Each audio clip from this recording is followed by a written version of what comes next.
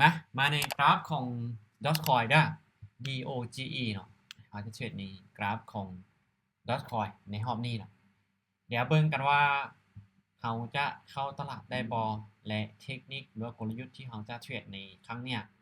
มันจะตอบโจทย์บอในกราฟ Dogecoin ณตอนนี้เนาะเบิ่งนำกันสำหรับไผที่เข้ามาเนาะถ้าเป็นมือใหม่ยังยอมรับความเสี่ยงบ่ได้ทุกคนก็สามารถที่จะใช้บัญชีเดโมในการฝึกเทรดไปนำกันได้เนาะครับบ่จำเป็นต้องว่าเข้ามาทุกครั้งแล้วจะเทรดบัญชีจริงตลอดถ้าไผที่เป็นมือใหม่หรือว่ายอมรับความเสี่ยงบ่ได้มันก็มีบัญชีเดโมให้เราได้ทดลองเทรดอยู่บ่ฉะนั้นเราก็ใช้ตัวบัญชีทดลองไปก่อนถ้าโอเคไผที่มีประสบการณ์มาแล้วก็ยอมรับความเสี่ยงได้ก็เทรดนำกันได้เนาะออกออเดอร์นำกันได้ขอเพียงแต่ว่าทุกคนยอมรับความเสี่ยงได้เนาะเพราะว่าคือที่ตุ้ยเว้าอยู่เป็นประจำในการเทรดนี่มันมีโอกาสที่ว่าเป็นไปได้ทั้งสองมันอยู่บนพื้นฐานความเป็นไปได้เนาะมีโอกาสที่เราจะได้กำไรและมีโอกาสที่เราจะขาดทุนทุกออร์เดอร์ที่เราออกไปฉะนั้นก่อนที่จะตัดสินใจในการกดออร์เดอร์เราต้องคำนึงถึงจุดนี้โอเคเรายอมรับได้ก็ออกออร์เดอร์ถ้าเรายอมรับบ่ได้เราก็เบิ่งหรือว่าใช้บัญชีเดโมในการเทรดไปนำกันและสำคัญเนาะในเรื่องของการบริหารเงินการนำเงินเข้ามาเทรดนี่ล่ะเงินที่เราเข้ามาเทรดเราต้องเป็นเงินที่เรายอมรับความเสี่ยงได้คือถ้าว่าเป็นเงินเย็นเงินที่เรายอมรับความเสี่ยงได้เวลาเอาเข้ามาเทรดมันจะบ่มีความกดดันหลายถ้าหากว่าเรานำเงินที่ว่าโอเคเราจำเป็นต้องใช้ในชีวิตประจำวันใช้จ่ายค่ากินค่าอยู่หยังต่างๆเราเอามาเทรดเนาะมันจะกดดันเวลาจะกดออร์เดอร์ไปจะกดแหน่ก็บ่อยากกดแหน่ย้านมันเสียย้านมันขาดทุนฉะนั้นถ้าหากว่าเป็นเงินส่วนที่ควรต้องใช้เนี่ยบ่เอาเข้ามาเทรดก็ได้เนาะเทรดไปถ้าว่าเสียก็จะสร้างความเดือดร้อนให้กับตัวเองคนอื่นบ่เดือดร้อนดอกตัวเองนี่สิเดือดร้อนดีบ่ดีเดือดร้อนให้พ่อกับแม่อีกฉะนั้นเนาะเงินที่เอาเข้ามาเนี่ยเป็นเงินที่เราแบ่งมาบ่แม่นเอาเงินทั้งเบิดที่เรามีมาเดี๋ยวมาเบิ่งกันในกราฟของ Dotcoin เดี๋ยวมาเริ่มกันในออร์เดอร์แรกในครั้งนี้ของเรา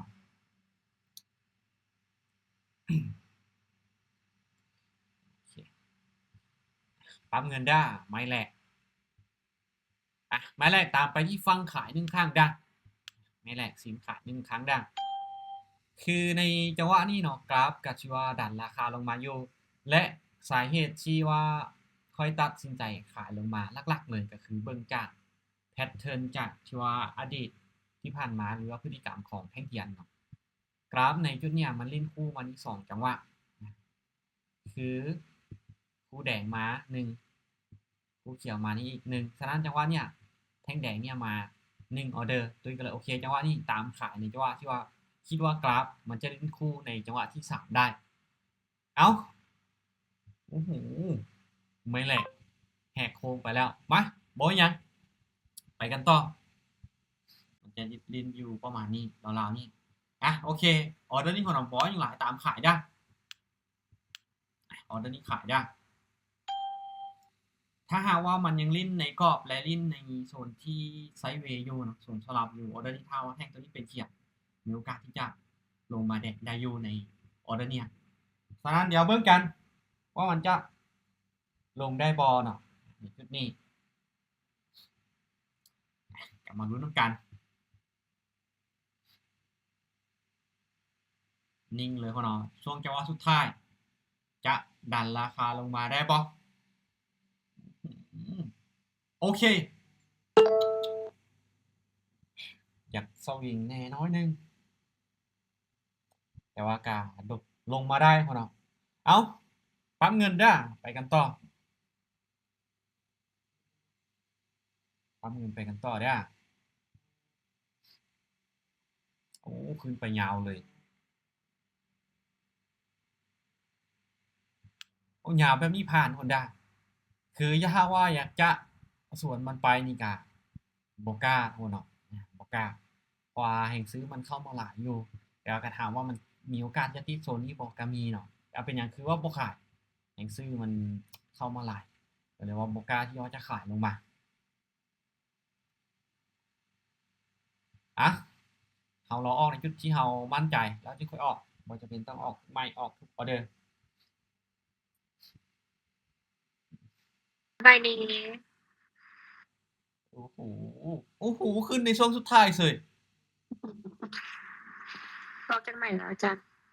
ออกไป2ไม่เนาะมี1ผ่าน1โอ้โหขึ้นในจังหวะสุดท้ายเลยค่อยเบิ่งในช่วง3วินี่ปุ๊บยังอยู่กลับมาเบิ่งโทรศัพท์หันไปอีกเทื่อนึงนี่ขึ้นละป๊าดกราฟนี่เริ่มอันตรายผ่านทุกคนเด้อผ่านได้เดี๋ยวตู้จะหาเบิ่งกราฟใหม่ก่อนเพราะว่ากราฟตัวใดที่มันสวิงเกินไปเขาจะบ่ค่อยมักเทรดเพราะว่าเทรดไปถ้าเราถึกจังหวะที่มันสวิงไปทิศทางที่ออกออร์เดอร์มันก็โอเคแต่มันสวิงบ่ถึกทางที่ออกออร์เดอร์นี่เฮ็ดให้เขานะ อาจารย์อีกอ่ะพี่เลยอาจารย์หัวห้อนเนาะแม่นเอาย้ายมาที่กราฟของ XRP ได้เอาเปลี่ยนจาก Dogecoin มา XRP ได้เพราะว่าเบิ่งละมันเคลื่อนที่ค่อนข้างว่าจะแหงเนาะเนี่ยจังหวะสุดท้ายฉะนั้นเราเบิ่งว่ามันบ่โอเคสำหรับการเทรดของเราก็เปลี่ยนเดี๋ยวมาในกราฟของ XRP แล้วเบิ่งจากภาพรวมเนาะแต่ในกราฟก็ชื่อว่าลิ้นในจุดที่ว่าในกรอบไซด์เวย์อยู่เนาะตอนนี้ก็ขึ้นลงในจุดนี้อยู่มาเดี๋ยวมาเบิ่งกันได้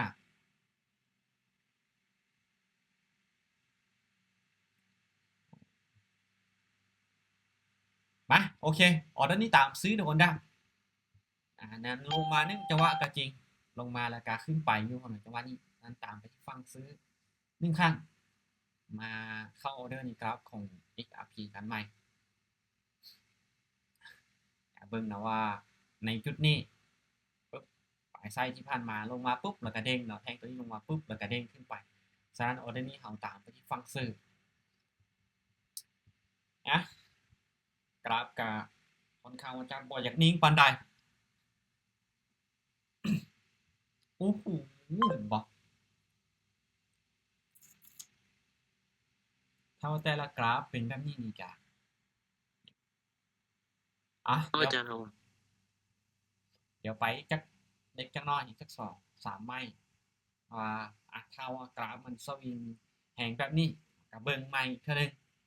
ปั๊มเงินได้โอเคซื้ออีก1ครั้งนะคุณด้าซื้ออีก1ครั้งยังเลือกไปที่ฟังซื้ออยู่ในจุดนี้เนาะเพราะว่าตัวนี้มันลงมาแล้วก็แฮงซื้อมันดันกลับอีกในจุดนี้ใกล้กับโซนกับอาจารย์แล้วลองเก่าไปขึ้นมา บิง BTC หรือ Bitcoin เบิ่งไหมอาจารย์โอเคเนาะเดี๋ยวเทรดในกราฟของ XRP ก่อนเดี๋ยวรอเบิ่งก่อนเนาะเอาออเดอร์นี้อย่าเบิ่งกันตามซื้อขึ้นไปละในจังหวะนี้ว่าจะดันราคาขึ้นไปได้บ่โอเคแต่ละออเดอร์เนาะพ่อเนาะอยากเสียวๆกันทั้งนั้น น้องเศร้าเลยอ้ายตามเปล่าแล้วโอเคใครที่ตามเป้าก็พักได้มา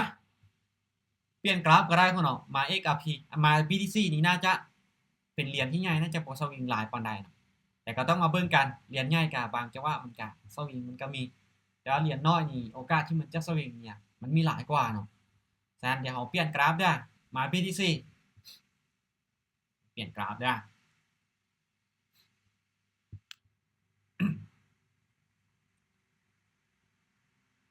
โอเค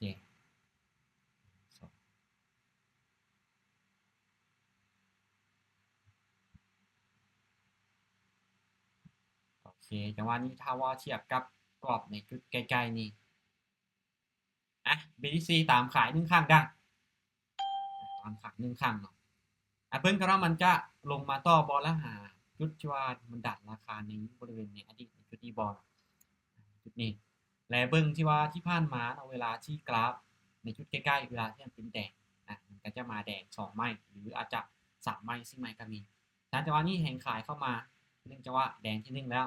เบิ้งกันจะดันราคาแท่งตัวนี้จะลงมาต่อบอกลับมาลุ้นน้ำกันนิ่งๆแบบนี้เริ่มลงมาละตึ๊บโอเคสวย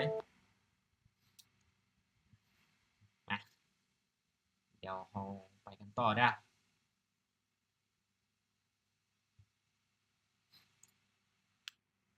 ปั๊บเงินได้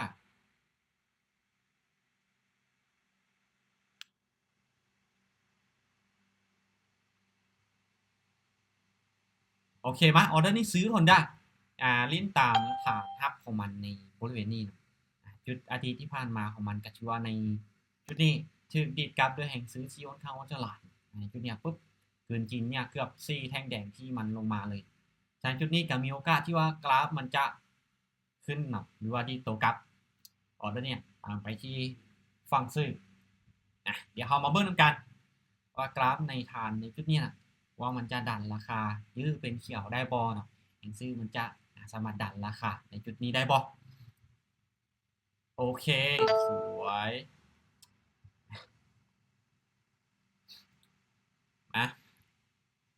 นั้นยังไงคิดว่าเราออกไปอยู่6ออเดอร์เนาะออกไป6ออเดอร์เป็นยังไงเราพลาดในการมีท้ามีพลาดบอกกามีเขาเนาะเราพลาดอยู่2ไม้พลาดอยู่ไม้แรกแล้วก็ไม้ที่3แล้วก็วินไม้ที่2กับวินไม้อยู่3ไม้3ออเดอร์กำไรมาอยู่น้อยนึงเนาะกับโบราณ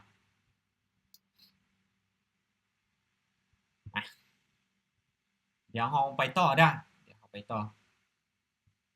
เดี๋ยวมาหาจังหวะเข้าอีกจากเล็กจากน้อย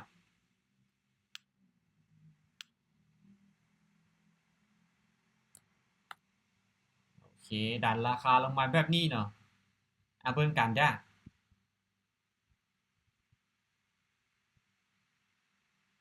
โอเคแห่งขายที่ว่ายังดันราคาลงมาอย่างต่อเนื่องเนาะในบริเวณนี้รุดจากจุดที่ว่าเป็นฐานนะครับที่ตีไว้ก่อนหน้าเนี่ยเอากลับบ่โอ้ออเดอร์ที่ผ่านจ้ะแต่ว่าในใจนี้คือเดี๋ยวไปก่อนเนาะเจ้านายคนอื่นไปบอกไปว่ามีคนกดนำแต่คนบ่ได้ออกได้ในใจนี้คือออเดอร์นี้เขาอยากจะขายนะเพราะว่าในการจะว่าที่มันย่อโตนี่ก็จริงมันย่อโตอยู่แต่ว่าในจุดนี้มันรุดลงมาแล้วเนาะเมื่อเทียบกับมันรุดฐานนะครับลงมาแล้วมีการย่อโตจุดนี้และคิดว่ามีโอกาสที่จะดันราคาลงมาต่อเนาะและคิดว่ามีโอกาสที่เท่าไปก็คือจะไปที่ฝั่งขายค่อยๆไปแต่ว่าก็คือที่ว่าค่อยประมาณจ่ายก็เลยว่าบ่ได้ออกอ่ะ ออกทำการนั่งเบิ่งตลาดไปชิวๆโอเคเป็นเที่ยวเอาเป็นการเบรกเอาท์รอบบอหรือว่าเบรกเอาท์แล้วย่อตัวกลับขึ้นไปจะกลับลงมาอีกครั้งหนึ่งโอเคเนาะในบริเวณที่ตามขายนะตุ้ยคิดว่าเป็นการที่กลับขึ้นไปนี่เป็นกลับขึ้นไปทำการย่อตัวหรือพักตัวซื้อแล้วก็ลงมาต่อได้ฉะนั้นออเดอร์เนี่ยตามขาย แลเบิ้งที่ว่าในจุดที่ว่าใกล้ๆเนาะเวลาที่กราฟมันลงมาเนาะเวลาที่แท่งเขียวบล็อกจะลงมาเพียงแต่หนึ่งมาอาจจะขึ้นไป1ไม้เนาะบล็อก1ไม้กลับลงมา1ไม้กลับลงมาสำหรับในจุดนี้เขาตามขาดไปอีก1จังหวะ1ออเดอร์ตามจังหวะของตลาดลงมา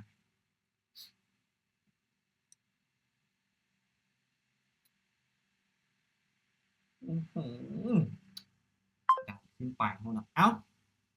โอเคไปพวกเนี้ย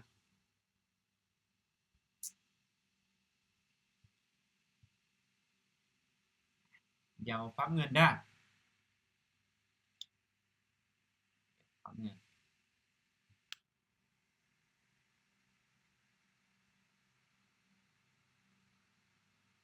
โอเคจังว่านี่ขายอีก1ครั้งนะขายอีก1ครั้งเนาะการยังเชื่อมั่นในแผงขายในจังหวะของตลาดอยู่เพราะนั้นออเดอร์นี้ก็เลยว่าตามขายไปอีก1จังหวะ1ออเดอร์กี้นี้เขาขายแต่ว่ากราฟมันดันราคาขึ้นไปปุ๊บยังก็ที่ว่าตลาดมันดันราคาลงมาการแน่นอนบางครั้งมันก็อาจจะมีการพักตัวเป็นบางจังหวะแต่ว่าการยังเชื่อมั่นในแผงขายที่เข้ามามาเดี๋ยวเรามาเบิ่งนำกันออเดอร์นี้ว่าจังไดโอเคสวยตุ้ยจะได้ยุดเดอะฮอนด้าตุ้ยจะไป ได้หยุดนะถือว่า profit หรือว่ากำไรของเฮามานี่ก็ได้มาเกือบ100เนาะเราใช้ต้นทุนอยู่ที่400บาท43034ประมาณนี้เนาะใช้ต้นทุนแต่ว่าก็ได้กำไรมาอยู่เกือบ100เนาะเกือบ100ออเดอร์ทั้งหมดในออเดอร์นี้ไปอยู่2 4 6 8ไม้8ไม้วินอยู่5พลาดอยู่3สำหรับในการเทรดในครั้งนี้เนาะใครที่โอเคบริหารเงินไปคูณเงินเนาะอาจจะมีกำไรบ่หลายก็น้อยเพราะตุ้ยพลาดมีงานบ่เกิน1ไม้1ออเดอร์ก็ถือว่ากลับมามีกำไรรวมตุ้ย100บาท135ในของนี้โอเค ทุกคนมีกำไรกันอยู่บ่ยิงไผ่บวกกันอยู่บ่มาไวไปไวเนาะได้กำไรแล้วก็หยุดต้นทุน434ประมาณนี้อยู่ผิดต่อเดี๋ยวเอามาเบิ่งกัน434ลบ528กำไร94ดอล